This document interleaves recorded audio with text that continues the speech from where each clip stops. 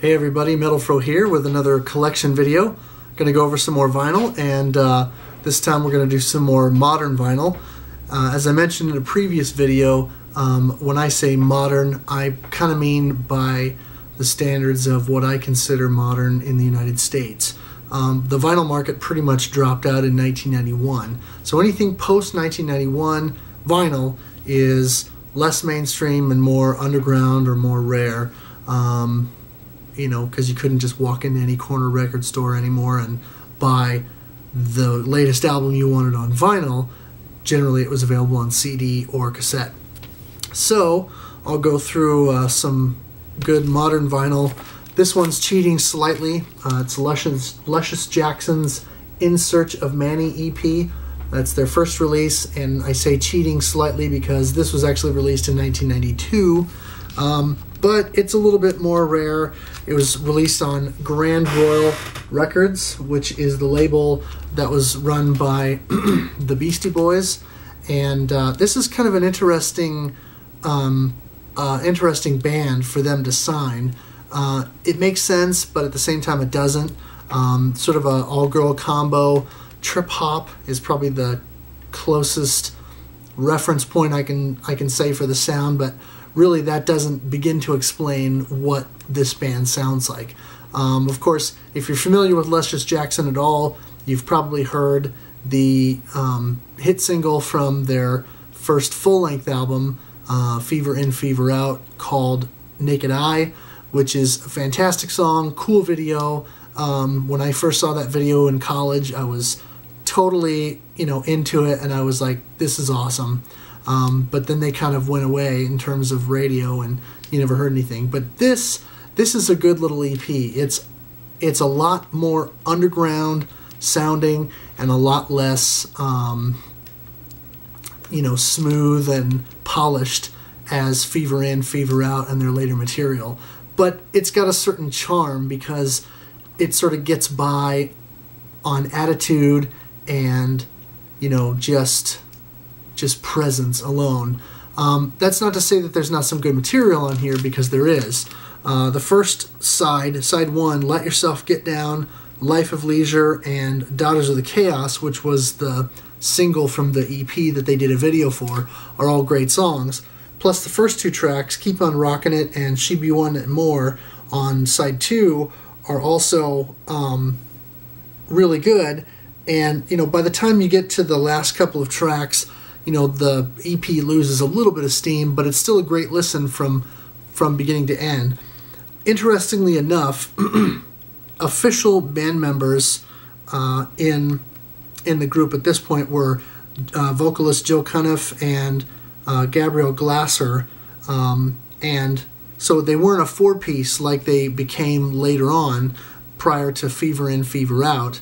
But interestingly enough, Kate Schellenbach and Vivian Trimble, who joined the band as full members later, both played on the last two tracks. So very nice little EP. I've got it in the plastic sleeve here. Just a standard black vinyl. I'll go ahead and pull this out so everyone can take a quick look. It's a nice little piece. I picked this up while I was out of town on business, down in Springfield, Missouri, at a fun little record shop downtown called Stick It In Your Ear. And I don't know what the name is all about, but pretty cool little place. Standard black vinyl with the fun, Grand Royal label there that you can see. And so, very nice little record. It's in pretty good condition and sounds great playing on the old turntable there. And I actually think I probably prefer listening to a release like this on vinyl versus on CD because of, the kind of sound that it is and the quality. I just think it has more of a presence on vinyl than it would on CD or cassette. It would sound a little bit more flat, whereas here it's got a little bit warmer, more, earthy feel to it. So that's In Search of Manny. Next, we have a reissue. This one, in a sense, is cheating too. It's a recent reissue of an original 1983 hardcore punk album. This is Circle 1 with the Patterns of Force. It's a really interesting reissue because they tried to make it as close to the original as possible in terms of the packaging and the presentation. So the front cover is just like the original, the back is just like the original, except for the new label information at the bottom there, handwritten in the same style as the rest of it. Of course, you've got the cool skeleton soldier guy on the back.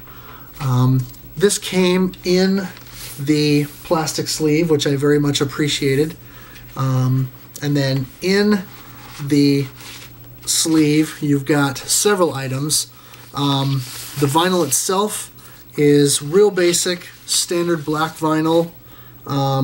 And it's a kind of a joint release between Mass Media Records, as you can see there, and then Puke and Vomit Records.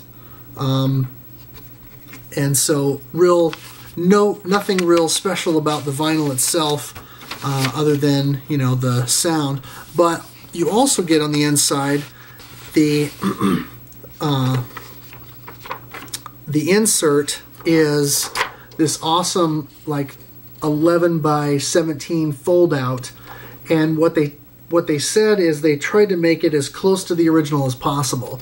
So I'm sure even in 1983 when this first came out, it probably wasn't it probably was somewhat expensive to hand print a bunch of these photocopies at this size especially.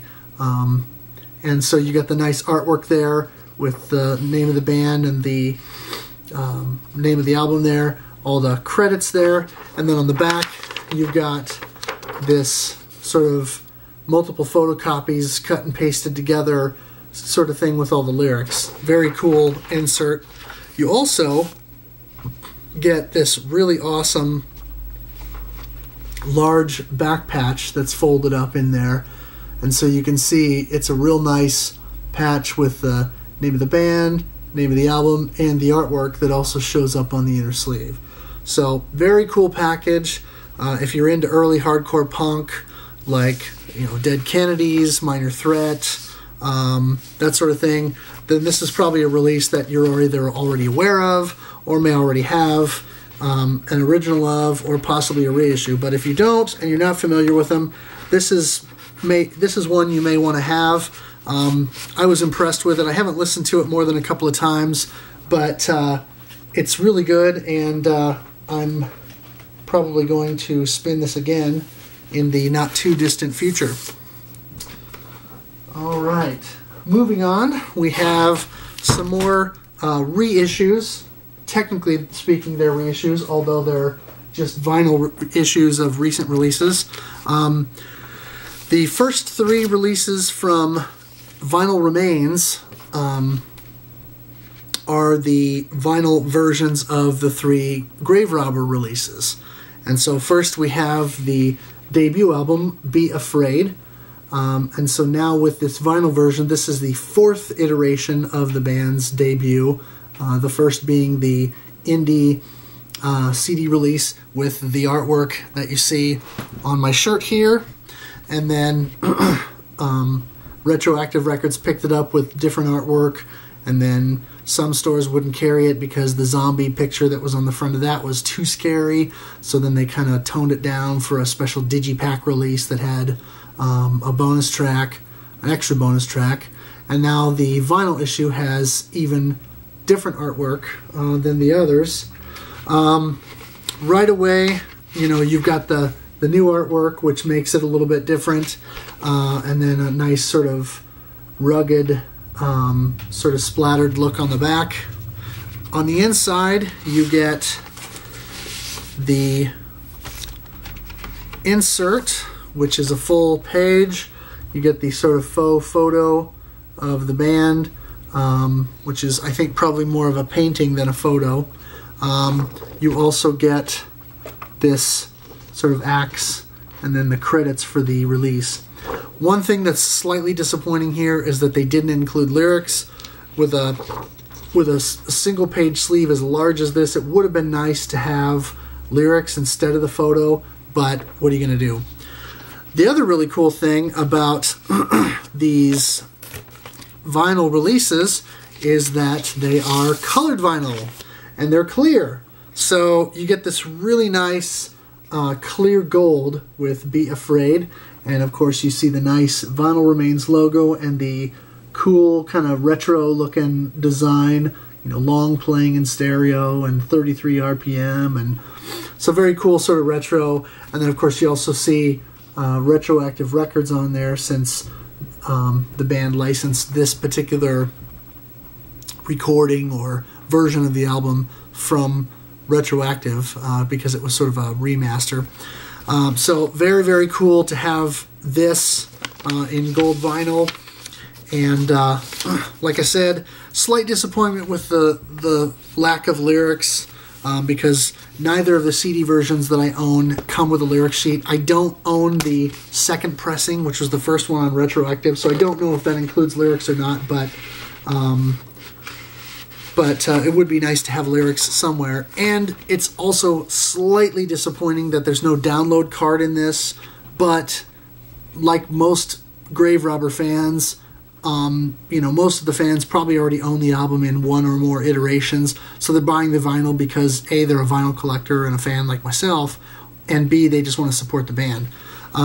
Still, I think to make sure that you're competing in the vinyl market, it's still a good idea to include a download. So I would encourage Vinyl Remains to consider doing that with future releases. Moving on now to the second Grave Robber vinyl release is the band's second full-length album. This is Inner Sanctum. You can see if you own the CD version already, this is the same artwork as the CD release, which came out in a digi-hub, which is kind of an annoying deal, but that's another discussion for another video. Same artwork and same basic layout here on the back, except of course for the new logos and the side A, side B. Once again, you have the inner sleeve or inner insert with the photo and credits. I like this picture of the band a little bit better than on the first one. It's a little bit more menacing, and you get all the thank yous on the back. Once again, no lyrics. You know, the CD version at least came with lyrics, so since I own that, it's not that big of a deal. But this has a real nice red vinyl, and once again the fun retro-looking label there, and of course Retroactive Records, since the CD version was released there. So very nice clear red vinyl. It's a really good color and pretty clean. This one actually, when I'm looking at it, has a few flaws, so it's kind of interesting to see, you know, when it's not spinning, that there's a few flaws in the vinyl itself, but it's not really a big deal. It's very clean otherwise.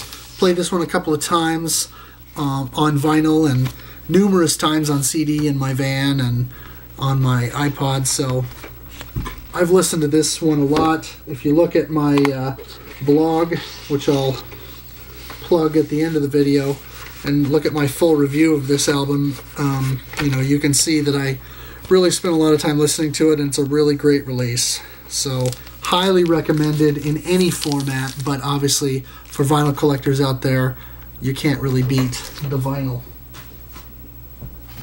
And last but not least, for Grave Robber, we have the third Grave Robber release, at least in terms of a full length.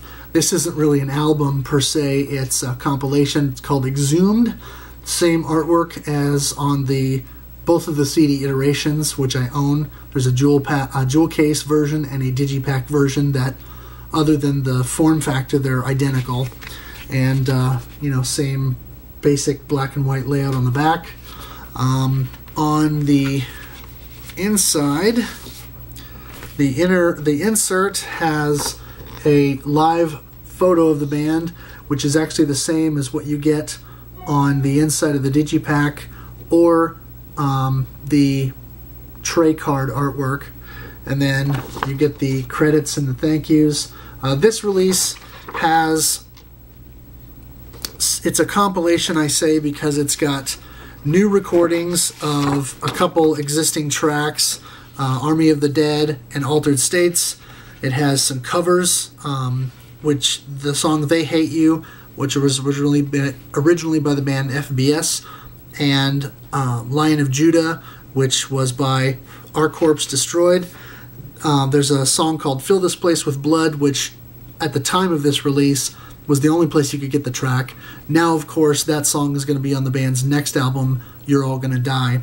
Also has their cover of the classic You're a Mean One, Mr. Grinch, which some of you may know. They've sold or given away a portion of that as a ringtone for the last several years. Now you get the full song on here. Side B is a remastered version of their 2005 demos.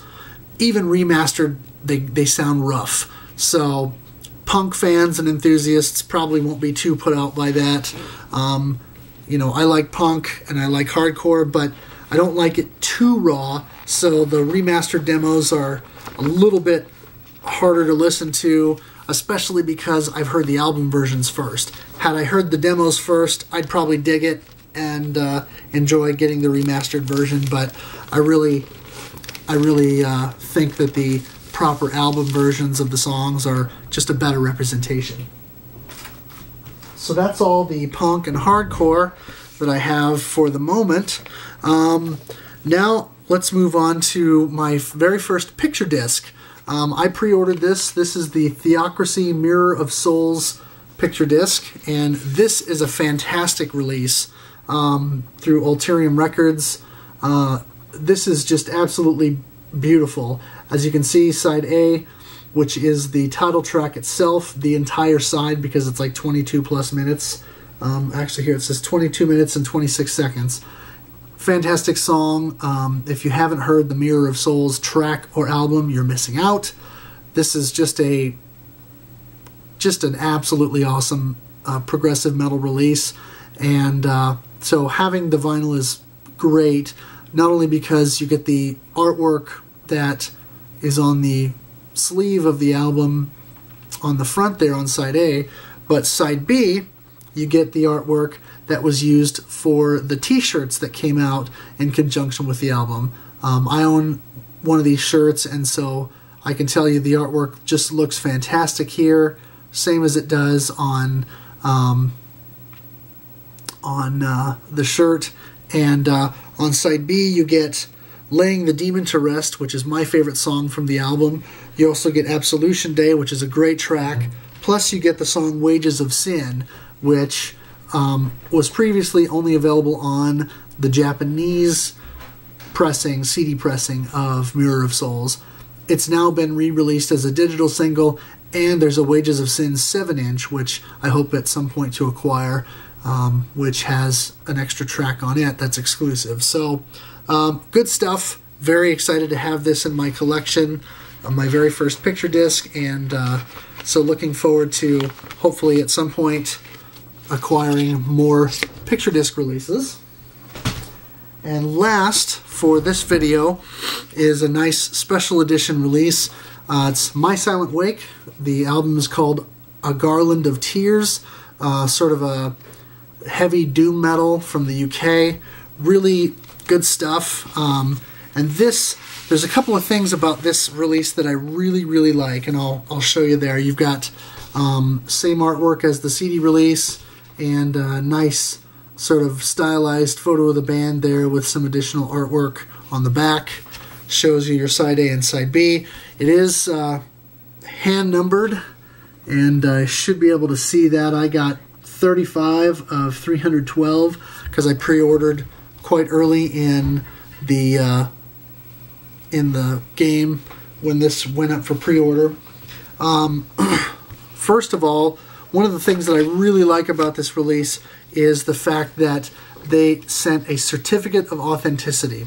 So this came out through Thrashing Rage Productions on the vinyl version. Of course, Bombworks put out the CD version, but as you can see, you've got the nice little Thrashing Rage logo here, the ink blot, and it tells you that, this certificate confirms that the following release, My Silent Wake, A Garland of Tears LP, serial number THRP3, was released on 21/10/08, or for those of us in the US, that's October 21st, 2008.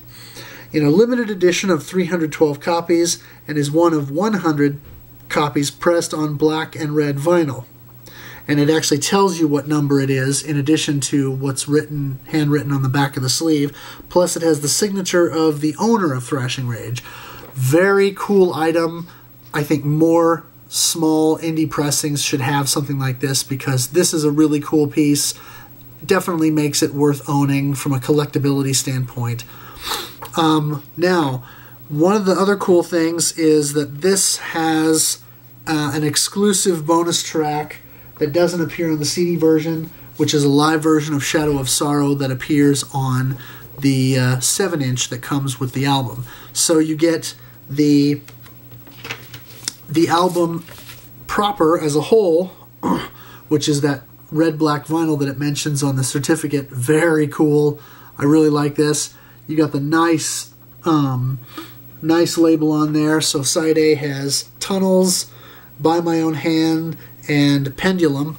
And then side B, as you can see, more red-black, which is opaque. You can kind of see the shadow of my hand, but you don't really see through it. Side B has Fall of the Flightless, Fallen Leaves, and Wilderness of Thorns. And then the 7-inch has the single from the album, which is Cruel Grey Skies, and then the live version of Shadow of Sorrow.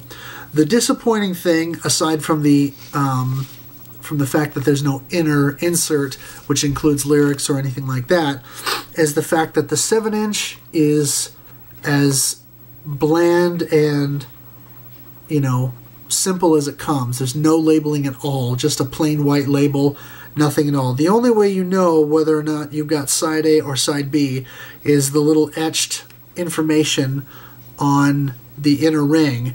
And so this indicates that this is side A. And then you've got the indicator that one is side A, and then there's nothing indicating that the other is side B. So in a sense, you almost have to guess.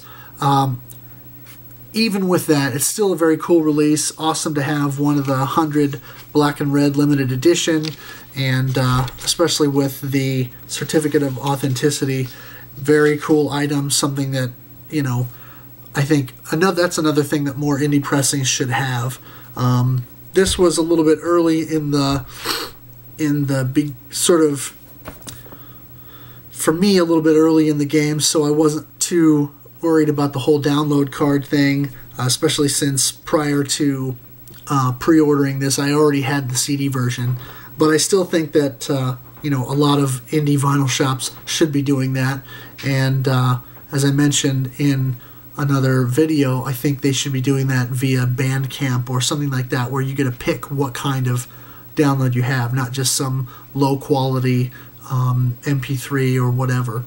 So that's all I've got for this video. I'll be covering some more modern vinyl, and I'll go through my 7-inch collection, and then we'll dig into more of my sort of old school vinyl early stuff. I've got a wide variety of things, and so we'll go into some of that. But in the meantime, check out my blog, MetalFROreview.blogspot.com, and look at my music reviews and various geekery on there. Otherwise, thanks for watching.